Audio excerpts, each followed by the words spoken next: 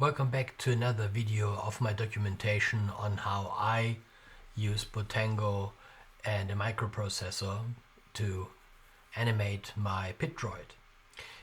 In the previous sessions and videos and animations that you saw, the Arduino, or in later cases ESP32, had to constantly be connected to my MacBook running Bottango.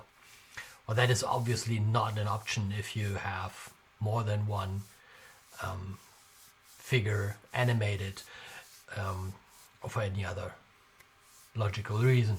So what we will do in this video is we will export the animation code, add it to our Bottango driver and upload it onto the Droid. This is a very straightforward and easy process that is also very well documented in the Bottango documentation, but just for completeness I decided to also run it via you in this video.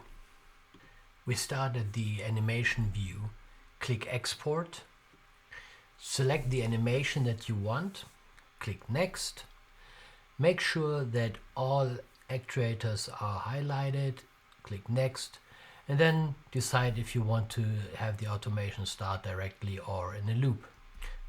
Finally export and put it on your hard drive into the same directory where you have the Bottango Arduino driver located in. This concludes everything that we need to do in Bottango itself.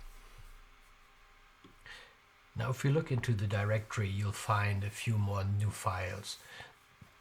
The ones called generated code, a how to use this code text document, and that is actually all you need. The text document, as I said, is a very good explanation on what you need to do, but we will run through it in this video. Go back into your Arduino IDE and into the Bottango Arduino config.h file and remove the slashes in front of the define use command pass. That's all you need to do. Now you can just build Bottango and upload it onto your microcontroller.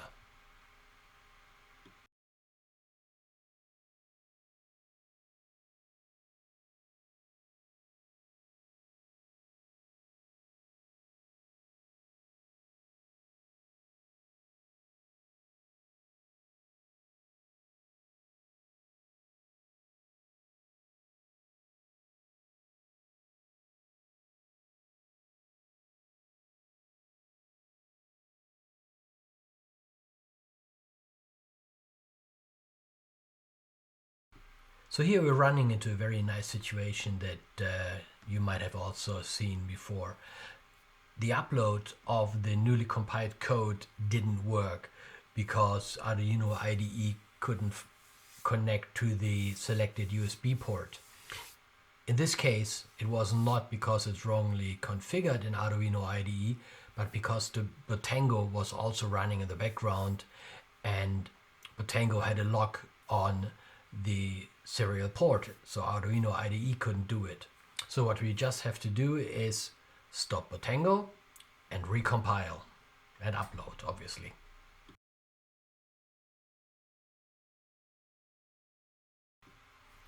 And like magic, this time it worked.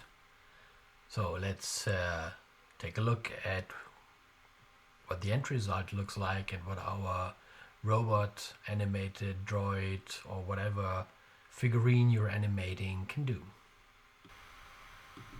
This concludes this video, and I hope it was helpful for you. If it was, I would greatly appreciate a thumbs up, just as feedback for me and the work that I'm putting in creating these videos.